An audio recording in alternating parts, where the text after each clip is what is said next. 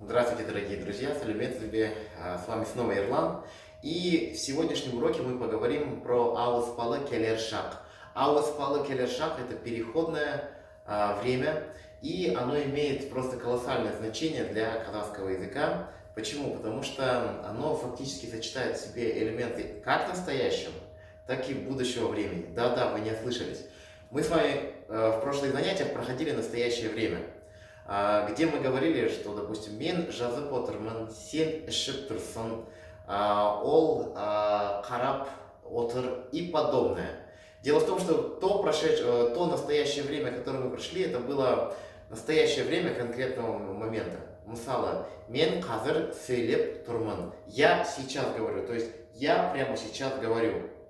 Сегодняшнее же переходное время, которое, как я сказал, сочетает в себе также элементы настоящего времени, показывает настоящее время в широком смысле. То есть не я прямо сейчас говорю, а я вообще говорю, я умею говорить. Или я работаю, я вообще работаю. Не прямо сейчас, а вообще работаю.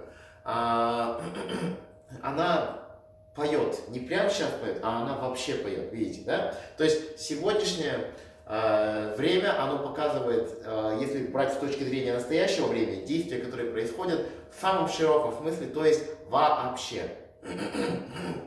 Также оно выражает будущее время. Но по порядку начнем с его настоящего значения. Итак, как вообще образуется ауспалы келершак?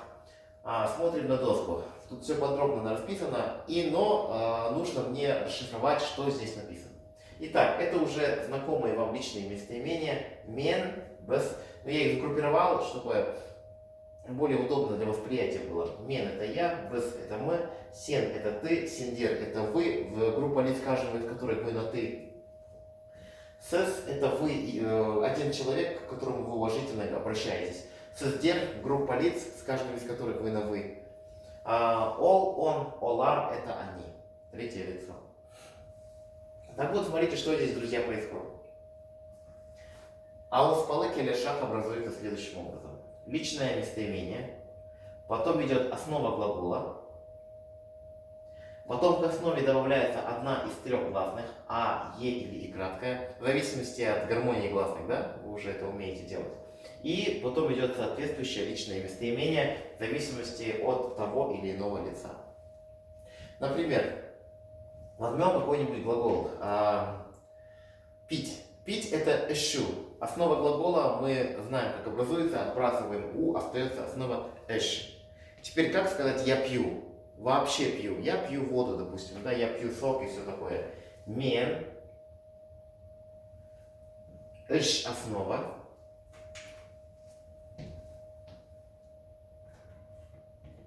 Эш — основа. Теперь я добавляю одну из трех гласных. А, е и краткая. Это мягкая гласная, следовательно, ей соответствует мягкая буква е. Вот и мы добавили е, ще. И теперь выбираем соответствующее личное местоимение. Буква е является мягкой, поэтому между мн и мн я, естественно, выбираю мн, потому что это мягкая гласная. Значит, мен, ще, мн. Мен, ще, мн. Это означает, что я пью вообще. Мысалы, мен су ішемін, я пью воду. Дальше, давайте поработаем с без. Без мы смотрим, или мы, допустим, слушаем. Мы слушаем музыку, да? Слушать — это тындау. Тындау — основа у отбрасываем, и остается основа тында. Вот это основа глагола слушать. Тындау — слушать, у отбрасываем, что остается, это основа. Теперь добавляем в одну из трех гласных. А, е и краткая. А — твердая гласная, ей соответствует твердая гласная и краткая. Значит, мен, тындай. И теперь, вы же говорили, мы слушаем. Без тындай. И краткая твердая гласная, между мыс и мыс мы выбираем мыс, потому что твердой гласной и краткой соответствует твердая гласная ы.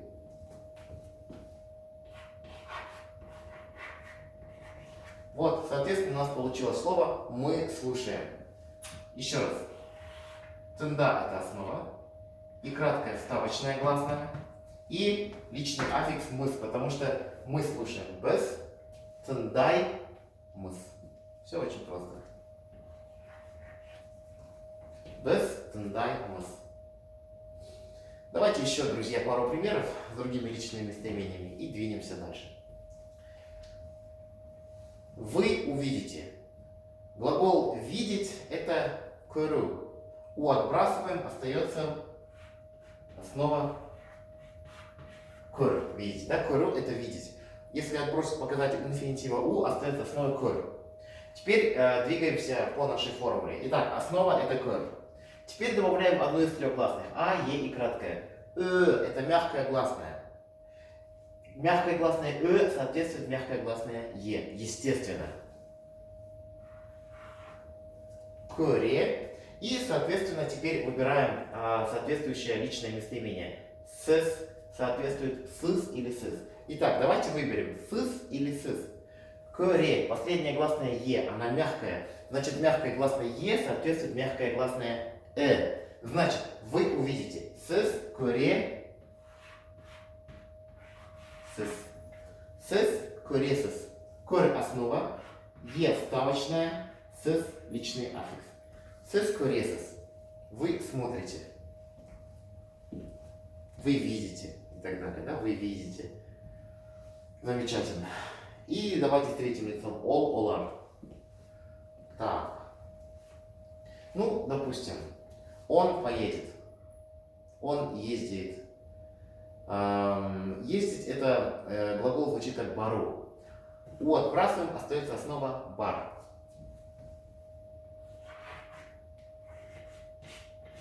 Да? Идти, ехать — это бару, основа бар. Двигаемся по формуле. Сюда, естественно, добавляем А, потому что здесь в основе твердая гласная А, которая соответствует такая же А. Бара. И теперь выбираем из двух вот этих аффиксов подходящие. А твердая гласная, ей соответствует твердая гласная И. Значит, пожалуйста, например, в качестве предложения предлагаю сказать следующее. Он ездит в Алмату. Он ездит в Алмату. Ол, Алматыга, га, показатель дательного падежа направительное, и ездит, барада. Ол, Алматыга, барада. Ол, Алматыга, барада. Он ездит в Алмату. Ну как, друзья, сложно? Думаю, что нет. Сложно? Нет. Просто да. Еще раз напоминаю. Это мы рассмотрели первый аспект переходного времени, настоящее время. То есть это все действия, которые происходят, что, друзья, вообще в широком смысле этого слова. Как образовать отрицательную форму вот этого переходного времени? Тут ничего сложного не происходит. Все так же доступно и просто. Обращаем внимание на формулу, которую я написал. Основа плюс отрицательные частицы, которые вам уже знакомы. Их 6 отрицательных частиц. Ма, ме, ба, бе, па, пе. Повторяю. Основа глагола. Одна из 6 отрицательных частиц. Ма, ме, ба, бе, па, пе. Вставочная, гласная и краткая. То есть тут не надо ломать голову. А, е и краткая. Тут только и краткое добавляется. Однозначно. Только и краткое. И соответствующее личное окончание, которые мы только что записали. Мэн, мэн, быс, быс и так далее. Да? Ды. Рассмотрим на конкретном примере. Глагол пить — это эшу. Основа глагола эш. Пожалуйста. Эш — это пить. Двигаемся по формуле. Все, с основой разобрались. Теперь выбираем правильную отрицательную частицу. Ма, ме, ба, бе, па, пе. Эш, ш, твердая согласная. По закону сингармонизма ей соответствует такая же твердая согласная П. Мягкая гласная, значит па или пе. Пе. Потому что это мягкая гласная. Ей соответствует мягкая гласная Е. Вот она, отрицательная частица. Мен, я. Эш, пе. Теперь вставочная гласная и краткая. Эш, пей. И, соответственно, личное окончание. Мен, шпеймен. Я не пью. Я не пью. Мен шпеймен. Я не пью. Дальше. Алу это брать. Основа глагола ал. Алу это брать. Основа глагола ал. Итак, л это звонкое, мягкое согласное, которое соответствует мягкое согласное м. В основе мы присоединяем, значит, ма, потому что здесь а и соответствует такая же твердая а. То есть между ма и ми мы выбираем ма. Во-первых, л твердое, мягкое согласное, и соответствует такая же мягкая согласная м. Здесь в основе а ей соответствует такая же буква а. Значит, сен алма, ставочная, гласная и краткая, и личный аффикс на ты. Сен алмайсын. Сен алмайсын. Ты не возьмешь. Ты не берешь. Ты не берешь, ты не возьмешь. Сен алмайсын. Жазу. Писать. Я отправлял вам глаголы, наверняка вы уже с ними ознакомились и знаете. Жазу это писать. Основа жаз. Букве Z вы из прошлых занятий, наверное, уже поняли, соответствует окончание на букву Б. Значит, итак, жазу это писать. Жаз. Основа глагола. Выбираем правильную отрицательную частицу. Маме, бабе, папе. Букве Z всегда соответствует буква Б. Значит, мы выбираем отрицательную частицу ба. Жаз основа. Ба отрицательная частица. Вставочная, гласная и краткая. И личный аффикс на ты. Сен жаз бай сын. Сен жаз бай сын означает ты не пишешь. Запомните, друзья. Сен жаз бай сын. Сен жаз бай сын. Ты не пишешь. Дальше. Бару из прошлого примера вы уже знаете. Бару это ходить, идти. Ол это третье лицо. Бар основа. Отрицательная частица ма, потому что это звонкая согласная, ей соответствует звонкая согласная м. В основе бар твердая гласная а, значит ей соответствует твердая гласная а. Ол бар май, ставочная гласная и краткая. И третье лицо окончание ды. Ол бармайде. Это означает он не ходит, он не пойдет. Повторяю. Допустим, он не пойдет в кино. Ол кинога бармайда. Ол кинога бармайда. Он не пойдет в кино. Ол кинога бармайда.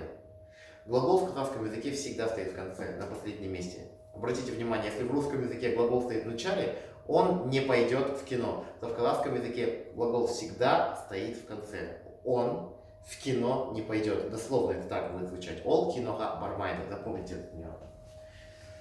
Вот. И теперь давайте попереводим предложение. Ол. Что такое ол? Он, она. Слово ертен переводится как завтра. Ол, ертен. Емтихан. Емтихан. Друзья, записывайте новые слова. Емтихан это экзамен. Ол, он, она. Ертен, завтра. Емтихан, экзамен. Тапсырмайды, не будет сдавать. Тапсыру, сдавать. Тапсыр, основа. Тапсыр, основа. Ставочная отрицательная частица ма. Согласно формуле, ставочная буква и краткая. И личное окончание третьего лица единственного числа это ды. Ол, ертен, емтихан, тапсырмайды.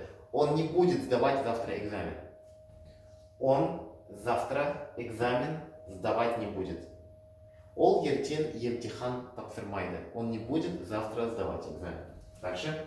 Что такое без? Вы у меня уже люди опытные. Это означает без мы.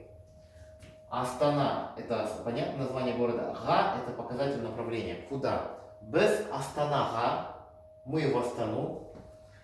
Вы уже работали с этим глаголом. Бар это основа глагола бару. Идти, ехать. Бар основа, ма отрицательная частица, вставочная буква и краткая, и личный аффикс первого лица множественного числа. Мыс. Без астанага бар май мыс. Без астанага бар май мыс. Это предложение, как переводится, мы не ездим в Астану. Мы не ездим в Астану. Или мы не поедем в Астану. Без астанага бар май мыс. То есть, видите, это предложение можно перевести как в настоящем, так и в будущем времени. В будущем времени оно имеет такое значение, как будущее, завтра, там, через 2 дня. А в настоящем времени это означает, мы вообще не ездим в Астану. Это Астана нормально, вообще. Сендер, алма, жемей сендер. Жеу – это кушать. Если не знаете, друзья, запишите, но скорее всего я объяснял. Сендер – это вы, группа лиц, каждым из которых вы на «ты». Алма – это яблоко. Сендер, алма, вы яблоки. Жел – же основа. Ме – отрицательная частица. Вставочная, гласная и краткая. И личный аффикс для сендер. Сендер, алма, жемей сендер.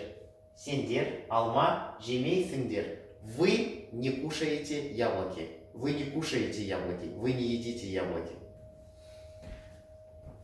Хайрат, футбол, ойнамайды. Ойна, основа глагола, ойнау, да, это играться, играть. У отбрасываем, осталась основа ойна. Отрицательная частица ма, вставочная буква и краткая, и ды. Личный аффикс третьего лица единственного числа, потому что Кайрат это он. Кайрат, футбол, ойнамайды. Кайрат вообще не играет в футбол. Либо это настоящее широкое, либо в будущем можно перевести. Кайрат не будет играть в футбол. Видали, у этого предложения два перевода. Кайрат, футбол, ойнамайды. Кайрат вообще не играет в футбол, либо Кайрат, футбол, ойнамайды, что Кайрат не будет играть в футбол. Но здесь, чтобы не запутаться, в будущее время можно выразить такими специальными словами. Ертень, бірсігіні, келесі апта, келесі жыл, там, следующая неделя, следующий год и подобное. Об этом мы поговорим чуть-чуть позднее. И последнее предложение. Сіздер қалада тұрмайсыздар. Сіздер – это вы, группа лиц, с каждым из которых вы уважительно общаетесь на «вы». Сіздер – вы, несколько лиц. Қалада. Кала – это город. Местный падеж. Да, де, да, те. Вы в городе. Сіздер қалада. Туру. Туру – это не стоять, а сколько жить.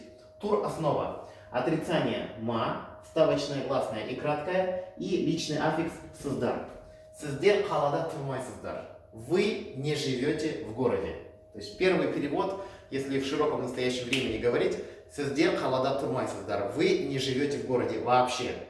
Либо в будущем времени, если перевести, сіздер қалада тұрмайсыздар. Вы не будете жить в городе. Всегда помните об этой двоякости вот этого времени. Думаю, друзья, более чем понятно. Я постарался максимально доступно вам объяснить утвердительную форму и отрицательную форму «Ауыз бала келер шақ». Теперь поговорим о вопросительной форме. Как обычно, меняем доску.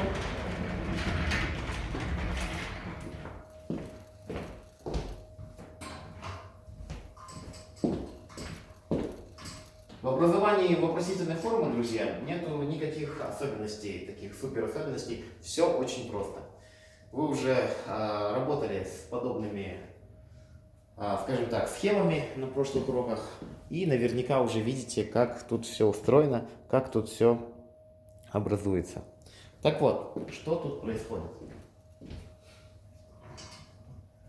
Астанаға барасың ба? Данное предложение переводится как «ты поедешь в Астану». Что произошло? Бару – это идти, ехать. Бар – основа. Все чисто по формуле. Мы вставили после основы вставочную гласную «а». Ну, мы в начале урока разобрали формулу, как образуется утвердительная форма. Да? Основа вставочная «а», «е» и краткая. Если забыли, перемотайте в начало. И личный аффикс. Сен Астанаға, ты в Астану. Бар – основа. А вставочная гласная. Сын. Сын – это личное окончание второго лица для «ты». И ба – это вопросительная частица. Сен Астанаға барасың ба? Ты поедешь в Астану? Первое значение будущего времени. Либо в настоящем времени. Сен Астанаға барасың ба? Ты вообще ездишь в Астану? Закрепим. Алма жейсің бе? Сегодня мы уже говорили, жеу – это кушать. Же – основа. Вставочная гласная и краткая. И личное окончание второго лица единственного числа. Сен – ты. Алма – яблоко. жейсің бе? Ты кушаешь яблоко? Сен алма жейсің бе? Ты ешь яблоки вообще? Либо сен алма жейсің бе? Ты будешь есть яблоки? Сіз оқисыз ба? Вы читаете, либо вы учите, учитесь и подобное. Ол біледі ме? Білу это знать. Біль основа. Ставочное гласное е. И третье лицо д. Ол біледі вопросительная частица ме. Потому что если на гласно заканчивается, ей соответствует вопросительная частица ме. Итак, білю это знать. Отбрасываем у, остается біль основа. Ставочное гласное е. И аффикс третьего лица единственного числа ол это д. Ол біледі ме? Он знает? Вы можете применять эту крутую фразу. Он знает ол біледі ме? Он знает или она знает ол біледі ме? В казахском языке нет рода, мы это с вами знаем. Сендер кіресіңдер ме? Вы зайдете? Заходить это кіру. Сендер кіресіңдер ме? Кір это заходить. Ставочное гласное е. Сендер это личный аффикс второго лица множественного числа. Сендер, мы помним, это переводится как вы, но это группа лиц, каждым из которых вы на ты. Сендер, кыр, е, сендер, ме. Сендер, кры, сендер, ме. Вы зайдете? Стоят у вас друзья, на улице вас ждут, вы говорите: достар, кры, сендер, ме. Друзья, вы зайдете или нет? Мен жазамын ба. Жаз. Основа глагола писать. Ставочное гласное а. Личное окончание мн. Мен жазамын ба. Я буду писать или я напишу. Біз қараймыз ба. Қарау. Қара это смотреть. У отбрасываем остается снова қара. Ставочное гласное и краткое, и личное окончание множественного числа первого лица. Біз қараймыз ба. Вопросительная частица. Означает, мы будем смотреть. Біз қараймыз ба. Мы будем смотреть. Давайте, друзья, я увеличу, чтобы вы посмотрели эти предложения. Астанаға барасың ба? Ты поедешь в Астану. Алма жейсің бе? Ты будешь есть яблоко? Или ты кушаешь яблоки? Сіз оқисыз ба? Вы учитесь? Или вы читаете? Ол біледі ме? Он знает? Она знает? Сендер кіресіңдер ме? Вы зайдете? Мен жазамын ба? Я напишу или я пишу? Біз қараймыз ба? Мы будем смотреть, либо мы вообще смотрим?